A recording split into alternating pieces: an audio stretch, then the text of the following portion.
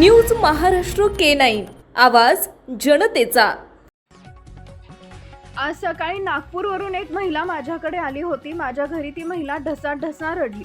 तिनं सांगितलेलं प्रकरण इतकं भयानक आहे की कदाचित देवेंद्र फडणवीस साहेबांनाही याची कल्पना नसेल। धनंजय मुंडेंनी दिलेल्या मानसिक त्रासामुळेच रंजनाताईंच्या पतीचा मृत्यू झालाय, असा गंभीर आरोप खुद्द त्या महिलेनं केलाय। धनंजय मुंडे, तुझे 22 पेक्षा जास्त प्रकरण माझ्याकडे आली आहेत, त्यामुळे आता शहाणा हो आणि माझ्या नादी लागू नकोस, अशा शब्दात मनोज जरांगे पाटलांनी धनंजय मुंडेंना इशारा दिला आहे। आज सकाळी नागपूरवरून रंजना प्रदीप नागपूरकर नावाची महिला माझ्याकडे आली होती। ती माझ्या घरी ढसाढसा रडली। तिनं सांगितलेलं प्रकरण इतकं भयानक आहे की देवेंद्र फडणवीस साहेबांनाही हे माहीत नसेल।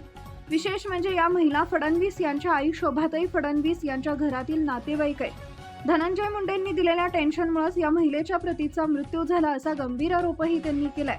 तुझी लाभार्थी टोळी माझ्या विरोधात तू कशी लावलीयस आणि तू मला बदनाम करण्यासाठी काय कारस्थान करतोय हे मला चांगलं माहित आहे। तू आमच्याच लोकांना घातपाताच्या सुपाऱ्या देऊन उस्कवतोयस। आम्ही याची पूर्ण माहिती घेत आहोत। धन्या, तू इथून पुढे तरी माझ्या नादाला लागू नको। तुझे खूप प्रकरण माझ्याकडे आलेत, मी अद्याप गप्प आहे, पण मी जर मागे लागलो तर तुला तोंड दाखवायला जागा उरणार नाही।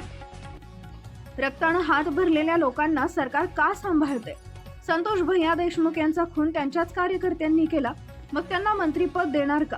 राष्ट्रवादीनं त्यांना मंत्रिपद दिलं तर त्यांचा पक्ष पूर्णपणे संपेल आणि भाजप तरी कशालाही बला आपल्या गळ्यात ओढवून घेईल। अशा लोकांमुळे माझा दिवस खराब होतो, म्हणूनच मी जास्त बोलत नाही। पण आता पाणी डोक्यावरून गेलंय। माझ्यावर केलेला प्रत्येक आरोप जर मी फौजदारी खटले दाखल केले तर माझ्या विरोधात बोलणाऱ्यांना जन्मभर जेलमध्ये सडावं लागेल। मी अद्याप कोणावर कारवाई केलेली नाही, पण माझ्या संयमाचा अंत पाहू नका।